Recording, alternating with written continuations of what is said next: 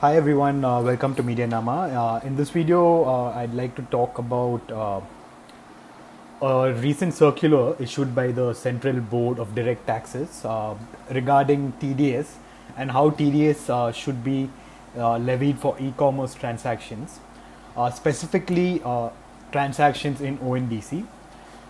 So a little bit of a background context to this. So there was an amendment to the Finance Act 2020. This was couple of years before. Section 194O was the amendment, and as per this amendment, e-commerce platforms are required to deduct a 1% tax on the gross amount of sales or sales of goods or services facilitated through their platform. So this amount is deducted when that payment is made to the seller. For example, if a seller on Flipkart makes a sale worth 1000, then Flipkart will deduct 1% of that, which is 10 rupees, as TDS and deposit this to the government. So the seller will only receive 990 rupees. But there was a lot of confusion around how this would apply in ONDC for various reasons, because ONDC has multiple participants. It's not like just one e-commerce platform and one seller and buyer. There might be multiple e-commerce platforms involved in a single transaction. So the CBDT came out with a circular clarifying different scenarios and how the TDS would apply. Suppose there are multiple e-commerce platforms involved. This happens in ONDC because the buyer purchases the product through a buyer app. The seller lists the product through a seller app.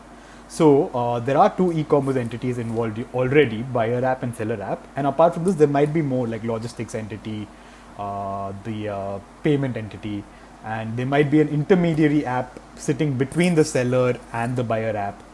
So because of this scenario, the government clarified that the payment of 1% TDS has to be made by whoever is making the final payment to the seller.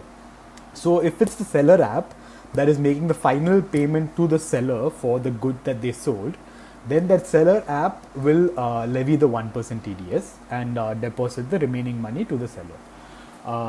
That's the scenario when there are multiple platforms involved. The second clarification that the CBDT gave was how should delivery fees, commissions, and other charges be included.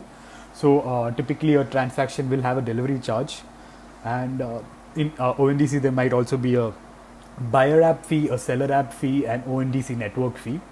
So should the amount be taxed on the entire amount inclusive of these charges, or just the value of the product?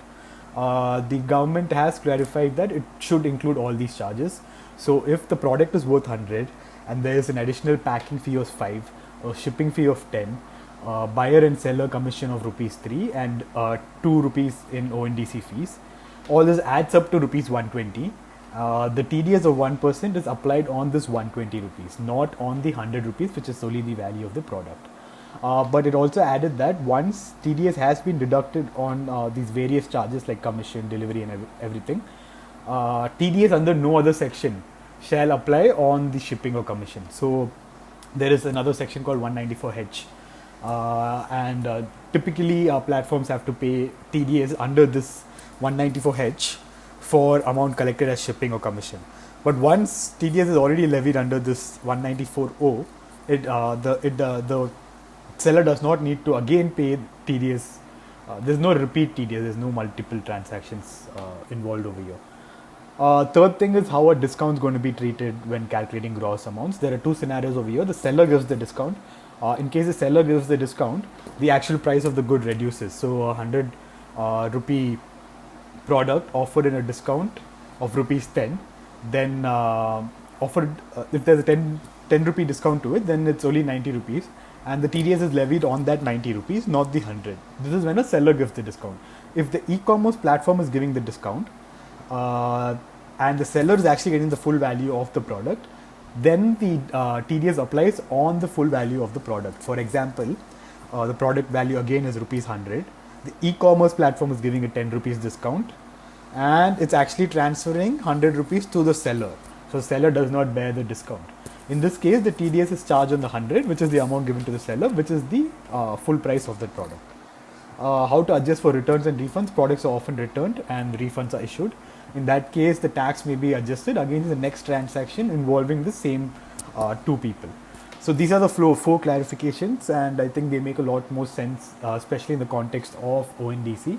Uh, but the end story, even in ONDC, this 1% applies, and it applies in these various scenarios. The person who is making the final payment to the seller is responsible for charging that 1% TDS. That's something to keep in mind if you are an e-commerce platform on the network, and also to account for all the various discounts or commissions or shipping charges. All this will be included in your uh, final computation. That's all. That's all from our side. We have a detailed post also explaining the same. So if you're interested, you can have a look at that. Thank you.